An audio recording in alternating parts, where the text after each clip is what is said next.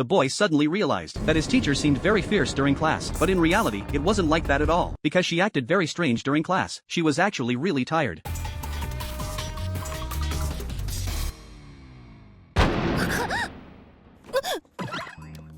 She thought her reactions were quick, and no one would notice, but Mary suddenly noticed a boy staring at her. She quickly turned her head away in panic, pretending she wasn't noticed. At lunchtime, Mary was so tired from hunger that she almost fell asleep while eating. She decided to finish her lunch and then take a quick rest, but she didn't expect the principal would suddenly call for a student assembly. Anyone who had listened to the principal's speech knew it was like a lullaby. Even students with normal schedules would fall asleep, let alone Mary, who had stayed up late the night before. But now, Mary was a teacher. She had to sit at the center of the stage. She had to keep herself awake, but she didn't know her ability wasn't strong enough. The principal's speech was so hypnotic that Mary was about to collapse. Then Jack suddenly sneezed loudly. Jack awkwardly rubbed his nose. Finally, when school ended, Mary was still puzzled by Jack's sneeze. She thought Jack had just helped her, but she quickly stopped thinking about it. She just wanted to go home and sleep. Mary then checked her pocket and realized her key was missing. She rushed out to search for it. At that moment, Jack happened to meet Mary on his way home.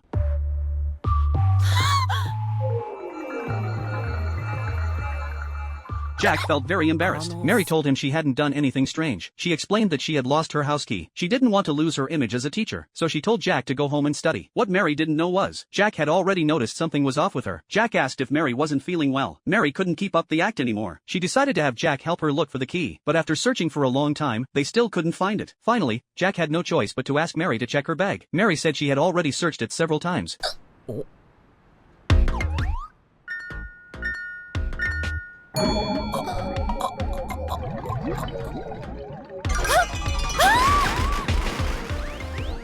A few days ago, Mary was stopped by the police. Jack happened to pass by the parking lot and saw his teacher, dressed in a high school uniform, being questioned by the police. The police asked her why, as an adult, she was wearing a high school uniform, suspecting she was up to something bad. Later, Jack learned that Mary had washed all her clothes, and the only thing left was her old high school uniform. The day before, because Jack's family was poor, he worked at a nightclub after school. Mary had seen him that day, and was shocked that Jack, so young, had to work. After understanding the situation, Mary found out Jack was just working to support himself. But still, Mary insisted on taking Jack back, because she feared the job would affect his studies. At the nightclub, the maids didn't want Jack to leave. They started arguing over him. In the chaos, Mary accidentally fell, knocking into a maid working behind her. That maid sprained her ankle and couldn't work anymore. To apologize, Mary had to step in and work for her. But Mary had never worked this job before. The first step as a maid was to change how they addressed the customers. They had Mary try addressing Jack as a guest. Though Mary was reluctant, it was her duty. She immediately said, "Welcome home, master." Jack was shocked. He was excited but confused, because it seemed like this wasn't the first time Mary had done this. The maids began assigning Mary tasks. Just as Jack was about to start working, a loud noise came from the store. When Jack went over, he found that Mary had accidentally fallen again. She was drenched in water. Jack was